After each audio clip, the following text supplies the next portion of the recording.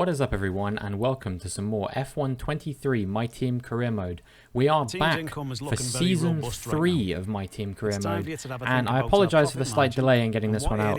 I lost my notes that I made on the video, and so I had to basically reconstruct the entire video with no real help from any kind of notes or anything like that.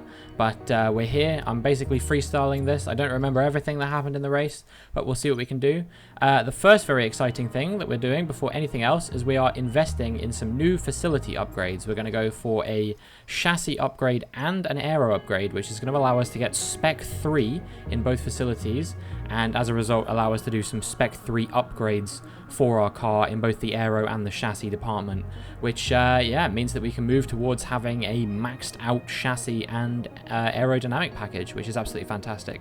Next, we have to look at who has changed teams and where, and the first driver you'll notice is Kevin Magnussen has replaced Fernando Alonso at Aston Martin. He has been replaced by Logan Sargent at Haas, and Logan Sargent's seat has been taken by a rookie. Who is it? It's not Dragovic, it's not Porsche, it's Liam Lawson.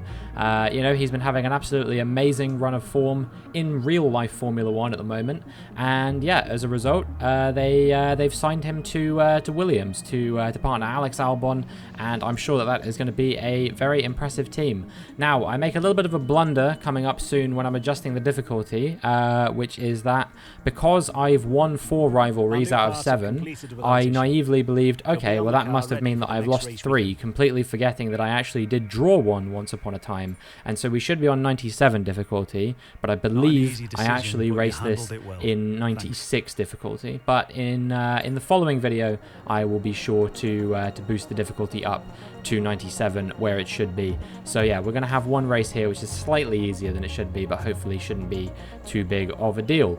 So yeah, we do have some upgrades that we're capable of doing in the durability department. I'm going to just go for standard development on those, not going to bother rushing durability upgrades. I don't really see the point. We have the option to pay some money to boost Dennis Hauger's acclaim, and I figured why not, you know. So yeah, we do that 50k, it's not much, and it allows us to maybe help Dennis bring in a bit more money for the team, hopefully. So I don't think that there's any downside to doing that. We've also done a driver training camp in the build-up to the Bahrain Grand Prix here as well, which I'm hoping will allow Dennis Hauger to hopefully put in a bit more of an impressive performance. You know, he was doing quite well towards the end of the previous season. That said, I think our car has moved back a little bit down the standings. We're currently, I think, like the 8th or 9th fastest car on the grid. We're not really anywhere near the top, which is a shame because I was kind of hoping that that's where we would be. But yeah, that's the end of that. And now we're going to get into the weekend for the Bahrain Grand Prix, the first weekend of Season 3, and I am really looking forward to this. I'm wondering, you know, could this be a season where I can start consistently challenging for wins and podiums and, you know, getting actually some pretty solid results on the board across the whole season, rather than last season where it's kind of, you know, we got a few good results here and there, but generally speaking, we didn't have the pace to consistently challenge at the front of the field over the course of a whole season. If we can take the fight to the strongest cars on the grid, which I imagine are going to be, you know, Red Bull, Mercedes, perhaps McLaren, even Ferrari or Aston Martin, I think could be up there as well. Then, yeah, we have the potential to have a really good season. You know, I'm thinking that Haas will be a little bit weaker with Sargent on their team now. You know, other than that, probably all the same. Maybe again Aston Martin with Magnussen replacing Alonso. I don't think that's really a like-for-like replacement. Even as a fan of Magnussen, you would have to say that Alonso probably would do slightly better there. And yeah, we made it through our first practice session, and things were pretty much as I predicted. It was Mercedes, McLaren, and Red Bull at the top. I split those guys. Hauger in P16, the Haasers at the bottom, Williams and you know, AlphaTauri, Alfa Romeo, those guys not doing too amazingly either. So I'm hoping that we should be at least both of us able to beat those teams, Haas, Alfa Romeo, Williams, and AlphaTauri. If we can have the both of us getting ahead of those guys, then that would be great. If you didn't see there, just briefly, then yeah, we're 7th on the grid at the moment, just behind Alpine in terms of our car performance. So I'm hoping that should mean that we are able to, have a really solid performance over the course of the season. We can only go up from here, especially when we're getting these Spec 3 facility upgrades. Hopefully we can get powertrain to Spec 3 over the course of the season as well. I'm sure we'll be able to save up 14 million over the course of a whole season. And then after that, if we can get to there, then I'm thinking that we're going to potentially be trying to sign an actually really strong driver for Season 4 to potentially challenge for the Constructors' Championship. I have an outside chance, I would say, of getting in the Drivers' Championship fight this season, but the Constructors' Championship fight I just feel like might be a little bit too difficult for us if Dennis Hauger's not performing. First run on a fresh set of soft compound tyres was a 1:28.9. I think I can definitely improve on that by a significant margin, and so we're going to go again on another fresh set of soft compound tyres. And well, actually I didn't improve on it by anywhere near as much as I expected to, only about half a second or so, or half a tenth of a second rather. As we cross the line, it's a 1:28.8, but nonetheless we are through to Q2 in P13, so not quite as good as I was hoping it would be, but certainly still the potential to improve from there. You can see Russell fastest with a 1:27.5, and then the eliminations here were Joe, Lawson, Sargent, De Vries, Hauger in a disappointing P21, and then Hulkenberg in last. Man, that is disappointing for Hauger. I was hoping that he would be a lot better than that, maybe even making it through to Q2, ahead of the Alfa Romeos and the Williamses, Fittipaldi in the Williams, of course. I think I said that Albon was his teammate, was Lawson's teammate, but of course Fittipaldi replaced him when Albon went to AlphaTauri. That is a thing that changed last season when Hamilton retired. They got Bottas in at Mercedes and Tsunoda in Alfa Romeo, and likewise Albon went to AlphaTauri and Fittipaldi went to Williams. 1:28.5 was our first time on a used set of soft compound tyres, so actually a really solid result, faster than our best time on a fresh set of soft compound tyres in Q1, and likewise we were able to improve by quite a lot into the 1:27s or 1:27.8, and at the end of Q2 we were P3, a very solid result for us, and no doubt means that we will be able to hopefully challenge for a top 3 position in Q3 as well. So Russell fastest once again, but only a tenth faster than me on this occasion. Maybe we could challenge him for another pole position, who knows.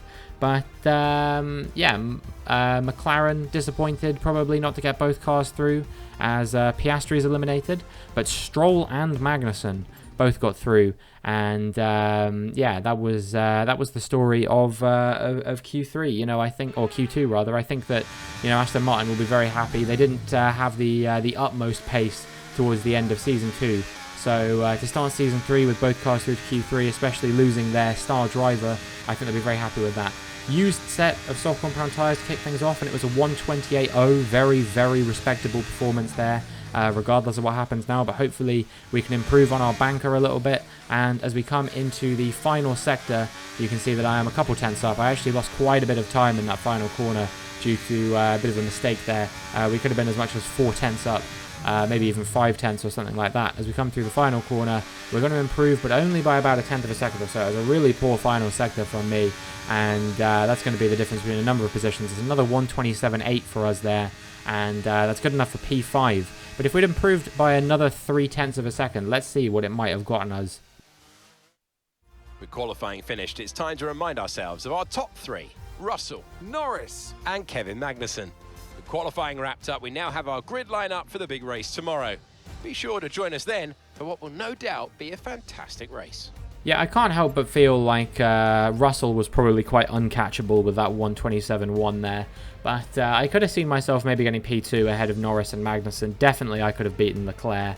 But either way, hopefully we can have a good start in the actual Grand Prix, and that means that we'll be able to challenge these guys, maybe get ourselves up onto the podium. Who knows? Either way, a P5 finish for the 7th best car on the grid is not anything to sniff at. So hopefully we can have a good race. Maybe grab some points, at least 10 points if we can finish P5 or better. And yeah, that would be a really, really solid result for us. Hopefully Hauger can work his way through the field as well, maybe into the sort of top 15 or something like that. I think is achievable from where he is at the moment. But yeah, really just not too pleased with him, honestly.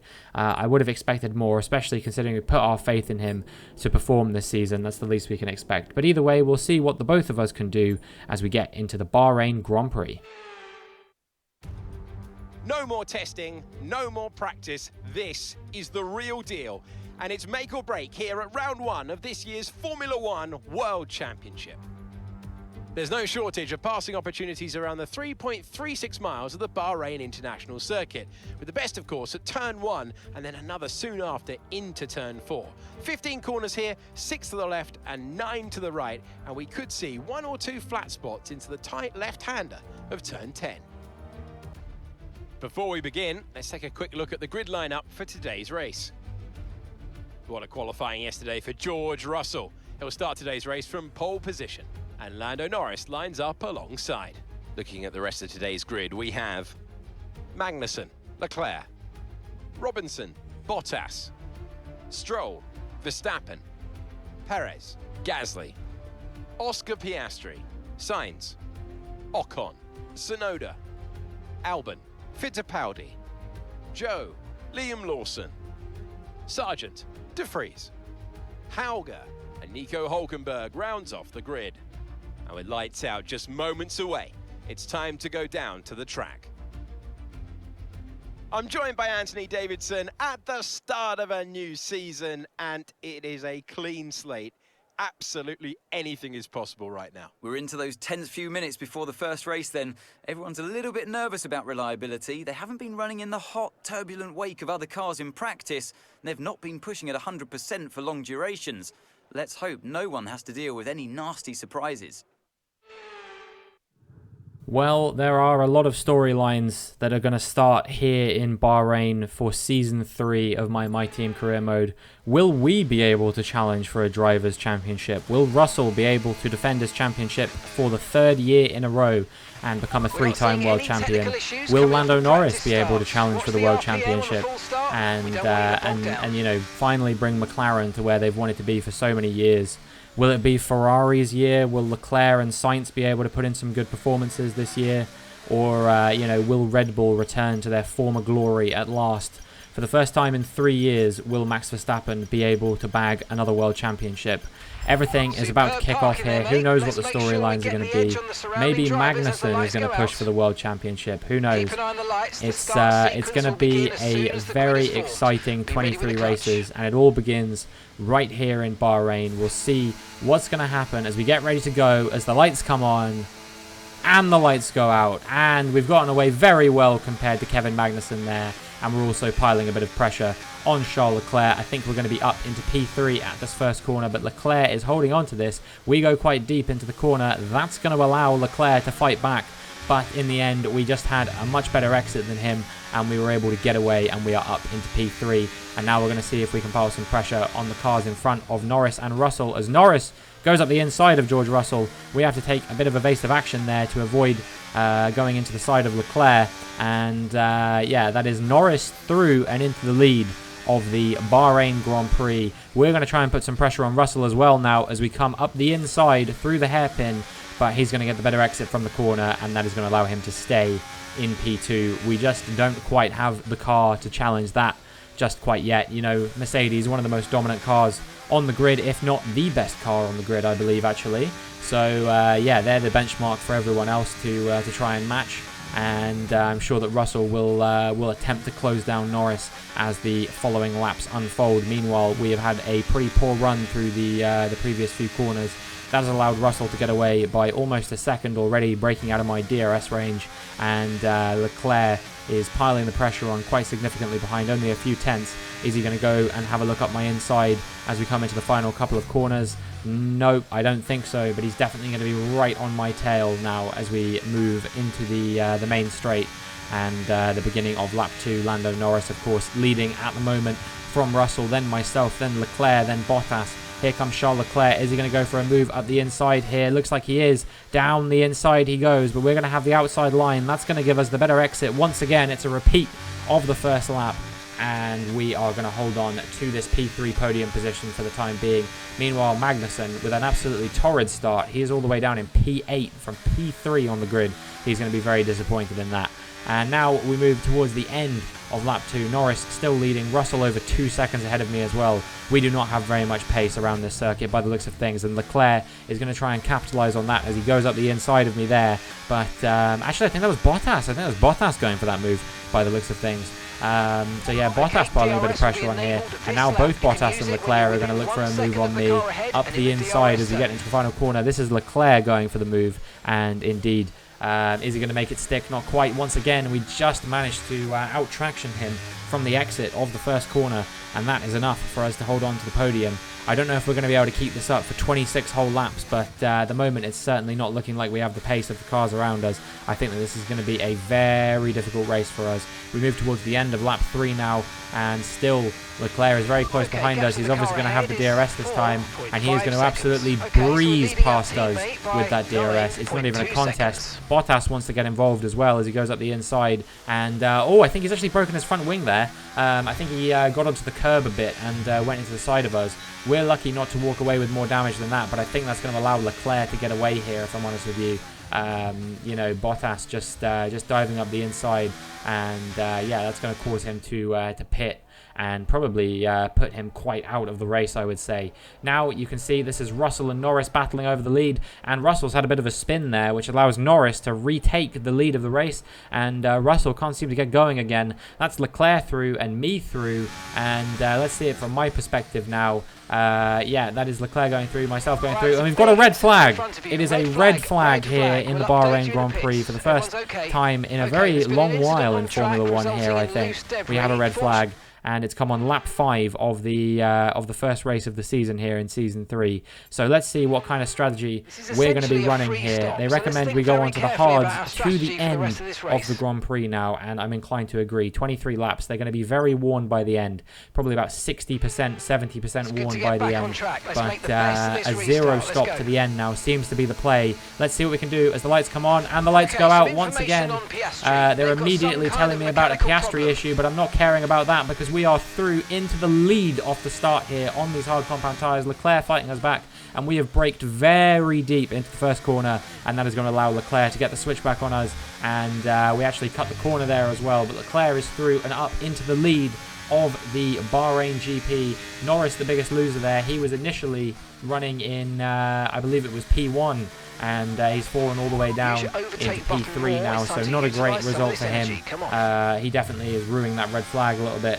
Russell definitely getting away with it a bit there because he was round and basically out of this race, but now he is he's managed to get himself just into P5. I think that he actually started in front of me, if I remember correctly, and maybe even in front of Leclerc as well. So despite the fact that he started either P2 or P3, Russell has fallen all the way to P5.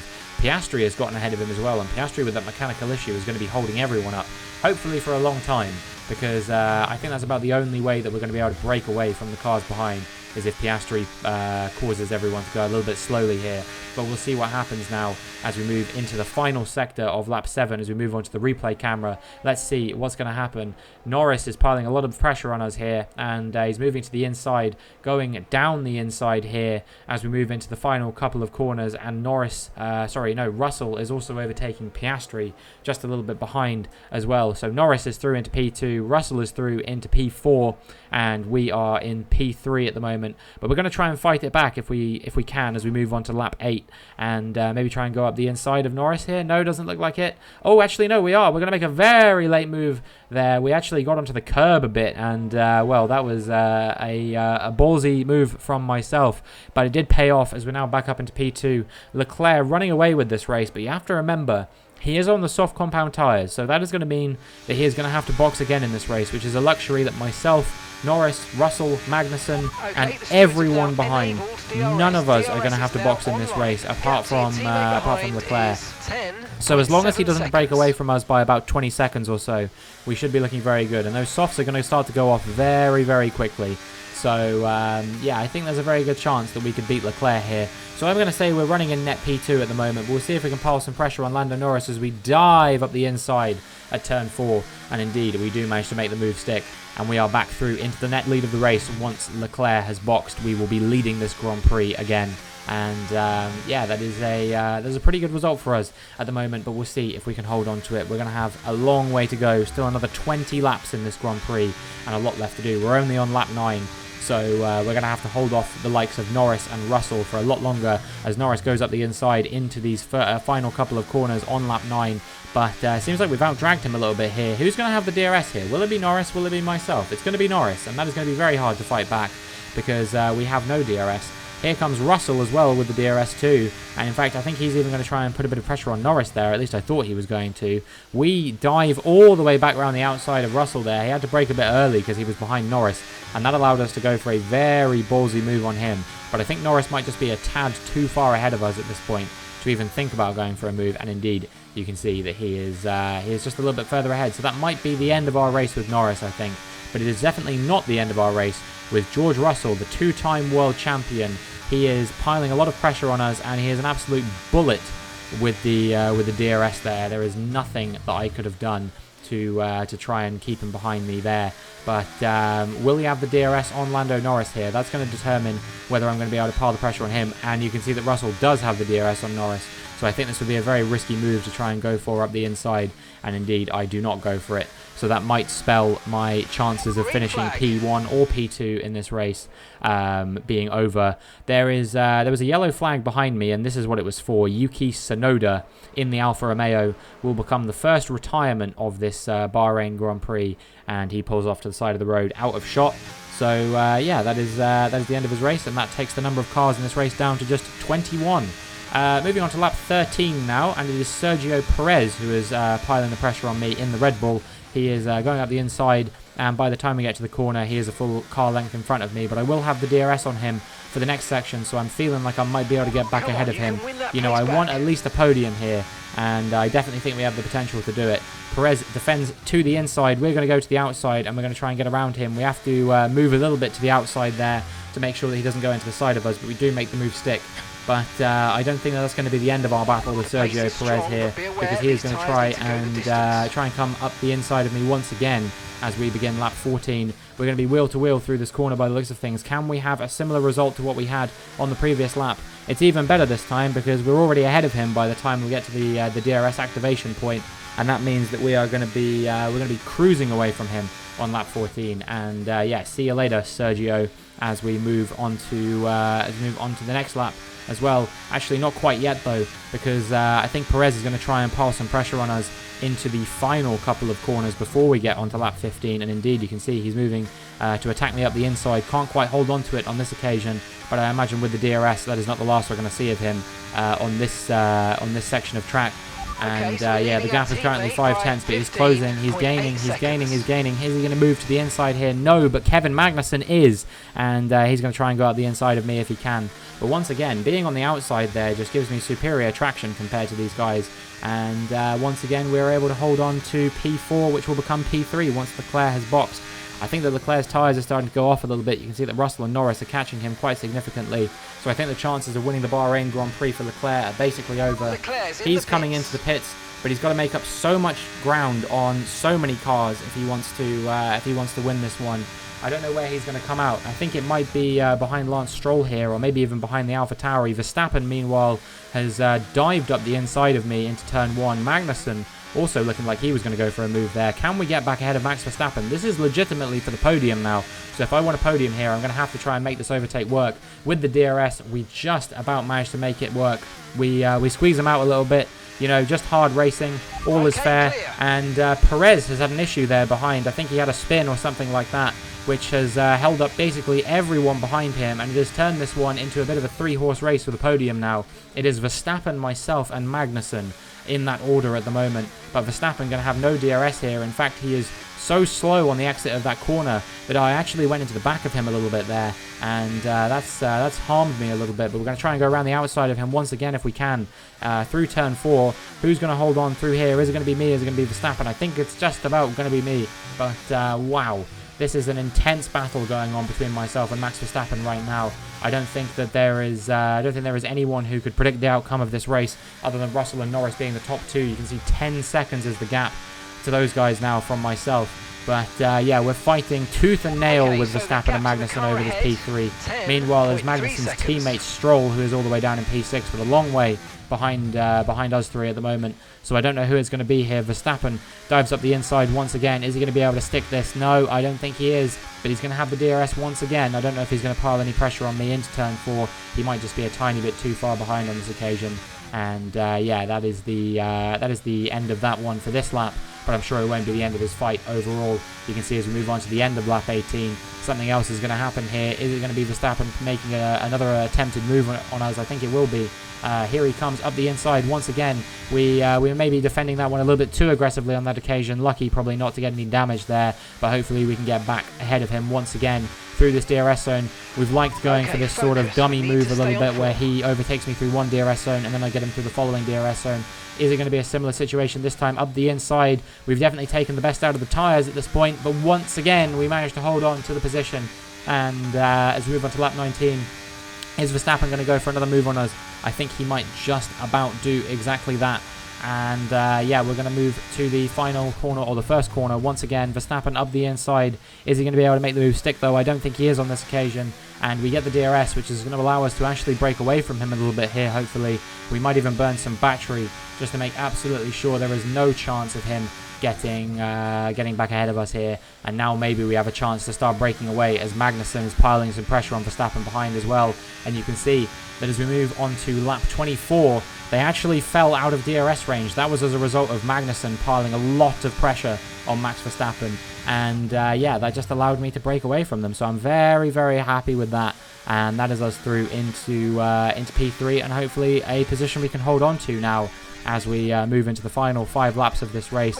I think that some of the cars behind have started to catch up with Verstappen and Magnussen though, and one of those cars is Charles Leclerc, who is currently running in P6 in this race, so that's someone who we do have to look out for. Obviously I think he's running on the medium compound tyres at this point, so yeah, someone who could potentially put a bit of a spanner in the works for us in terms of getting this podium. But will he take too much life out of the mediums before he gets here? Will he be held up by this battle between Magnussen and Verstappen? I don't know. I guess we'll find out as the race comes to a conclusion whether that turns out to be something that happens for Leclerc or not. You can see as we move on to the final lap of the race, Leclerc is 7 seconds down, and he actually went onto a set of hard compound tyres. It wasn't the mediums after all. So yeah, a bit of an interesting strategy coming out from him. He decided to go from whatever tyre he started on onto the softs and then go onto the hards to end things off. So I don't really know what that was about. But Magnussen and Verstappen both have gotten back ahead of him. So this is a bit of a fight, a bit of a scrap over this final P4 position. It looks like it's going to be Magnussen running away with it at the moment. I don't know if Verstappen's got damage. Russell crosses the line to take the victory there. And it looks like it's going to be Lando Norris taking P2. We're definitely going to be able to hold on to this. And I think Magnussen is going to be able to hold on to that P4. Verstappen P5. He's holding up a very long train behind him of Leclerc, Stroll, the Alpine, I believe, of Gasly, and then Perez and Piastri as we cross the line to take a P3 finish. And well, what a crazy race that was. A very, very intense fight between myself and the cars behind. But I'll shut up and I'll let Alex Jakes talk about what's going on here. But wow, I can't believe we actually walked away with a podium there after all the pressure we faced. Parts of the race meant they were able to capitalise on the mistakes of other drivers, giving them the opportunity to make their way to the top spot with ease. Mercedes are on top form once again after an excellent race weekend. It's great to see them up on that podium once again. Great to see them up on that podium indeed. George Russell, like he did last season, kicking off his championship defense with a very, very solid result. Another victory and a big 25 points in the bag for him. So, will he be able to defend his championship? Well, they're certainly in a better position than they were last season. You know, they weren't the dominant car. He just fluked his way to victory last season. But this year, they look like the fastest car on the grid. So, I think that George Russell will be able to defend this one a lot easier. But we'll see what happens as the season unfolds. So let's have a quick look at how the drivers' standings have changed. George Russell takes the lead of the Drivers' Championship. So let's discuss, Ant. Who would you say is a contender for your driver of the day? There's a few contenders, but George Russell definitely stood out, I think. A really solid drive from him today, and one I'm sure the fans enjoyed. Let's move on to the constructors. Mercedes moved to the top of the table. I'm equal parts exhausted and elated with this weekend of Formula One. Be sure to join us for the next one. Well, what a good start to the season for us. We move into P3 in the drivers' standings and P4 in the constructors' standings. Obviously, our sponsorship bonus this season, despite the fact that it might sound counterintuitive when we scored almost 200 points last season, but yeah, it's only to score 100 points. But we got a bigger offer on a sponsorship bonus than if we had finished P6 in the standings, which is kind of wild. But it kind of speaks to how competitive the previous season was, you know. Initially, Mercedes and McLaren weren't so competitive, and it looked like it was going to be sort of Aston Martin, Ferrari, Red Bull, even Haas looking particularly competitive last season. And then, you know, Mercedes and McLaren kind of worked their way back through, and, you know, Haas kind of fell off a little bit. Ferrari fell off a little bit as well, actually. So, yeah, it kind of meant that there was a bit of a, I guess you could call it sort of a 6 or 7 horse race for those top 6 spots in the constructors. And amazingly, despite the fact that Haas got 2 victories early on in the season and a handful of podiums, you know, Kevin Magnussen, Nico Hülkenberg almost scoring 100 points apiece, they still didn't manage to finish P6 in the constructors' standings. We managed to pip them at the final race. But this season, maybe things will follow a bit more of a logical progression. You know, obviously the biggest thing that happened last season was the update that made McLaren a lot stronger, reflecting their real life pace these days, having recovered from whatever issues they had at the start of the season. And what that means for a lot of creators, myself included, McLaren are really a force to be reckoned with now. You know, they're not the fastest car on the grid, but they're definitely right up there. And Lando Norris finishing on the podium, I imagine, is going to be a pretty common sight to see. Hopefully Piastri will be up there as well. I feel like this game, a bit like F1 Manager as well, both games seem to underrate Piastri a little bit, but maybe again that's because initially at the start of the season he didn't quite look like he was matching Lando Norris. So I can kind of see why they'd rated him that way, but I still think it's a little bit of an underrating for Oscar Piastri. But yeah, we're looking good, you know. We're looking like we're definitely going to be in the mix again from the beginning of the season. You know, we got P5 in Bahrain at the opener of season 2, and now this is a P3. So hopefully we can be a consistent podium feature. You know, we got Jeddah coming up next, I believe, which is one of my favorite circuits. It didn't go too well for us last season, but I'm hoping that we can at least score sort of a top 5 finish once again. And yeah, I need to remember to boost the difficulty to reflect the rivalries that we've won and lost over the years. And yeah, hopefully we can have a solid result there. Hopefully Dennis Hauger can bounce back as well, because I think he ended up finishing P16 in the end, so it was a little bit of a recovery from him, but really he should have been a lot higher to begin with. It should not have been a P21 qualifying, especially with the stats he was running. But once we get those Spec 3 facility upgrades, we can start investing in our facilities for Hauger to improve as well, and hopefully he can be strong after that. But that is going to be it for this video. If you enjoyed, make sure you like and subscribe, and hopefully I will see you in the next one.